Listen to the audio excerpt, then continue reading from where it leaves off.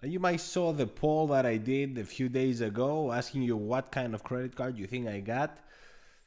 Most of you, well, it was almost a draw, but most of you know what I got. So let's get to this. This will be no surprise to you. I did what I said. So let's get down to this. I love Chase credit cards. You guys know that. I talk about them all the time and how I love transferring my points to Hyatt. So the most Hyatt points I can get, the better. The problem is that the Hyatt itself, the Hyatt credit card that is not great for this unless you go to a Hyatt hotel. It doesn't collect that many points, and the bonus is very hard to hit. It has 30,000 and another 30 if you keep using it and spending thousands of dollars on it for no particular reason. I talked in the previous video how I downgraded my personal Chase Sapphire Preferred. And this is because the annual fee hit, and it was $95. I said, I don't have anything planned right now, so I don't need to pay this. I downgraded it to a flex, so now I have two flex, one unlimited, the Hyatt, the World of Hyatt, and that's it. I closed the Southwest priority that I had, so I'm very lean when it comes to the personal side. Now on the business side, I thought I was canceled by Chase, but that's not true.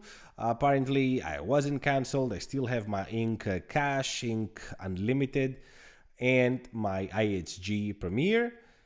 That's excellent, but now I needed to take advantage of the Ink Preferred. The Ink Preferred right now has 120,000 points after spending 8,000 in 3 months, which is kind of a lot. Back in the day, I was able to pay my rent through credit cards, and it was a piece of cake to hit those sign-up bonuses. But right now, it's a little tough. Thankfully, a couple of trips came up, and I know I'm going to spend a lot of money on those. Well, actually, my wife is.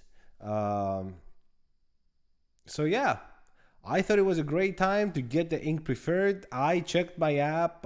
It said I was already approved for it. It was a piece of cake. I went online. I did my application as self-proprietor, like I always do. I only said I'm making $3,000 a year on my business. But I guess it doesn't matter as long as my personal income is better. I don't know. But I got approved. So the mission now is to hit that bonus, 120,000 Chase points. By the time I hit it, I'm going to get a whole lot more points just by the spending on it. And I already have some Chase points. And as you probably all know, most likely this will be a Hyatt transfer at some point. I love Hyatt. I already have like 30,000 on my Hyatt account.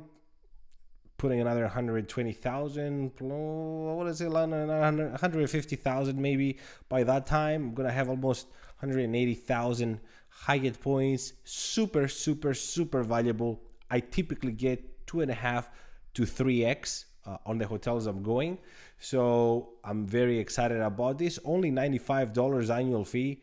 It used to be even better. Was last time I had it a few years ago. I think it was 100,000 points for 4,000 spent.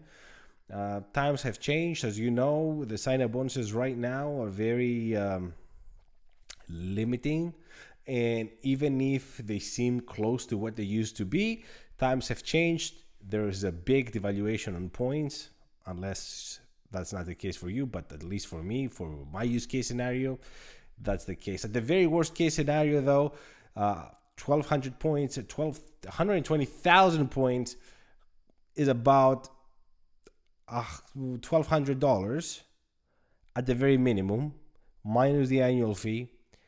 But you're gonna get that through spending, so you're gonna get about $1,200 out of this at the very minimum. So it's totally worth it, even though the spending is a little high.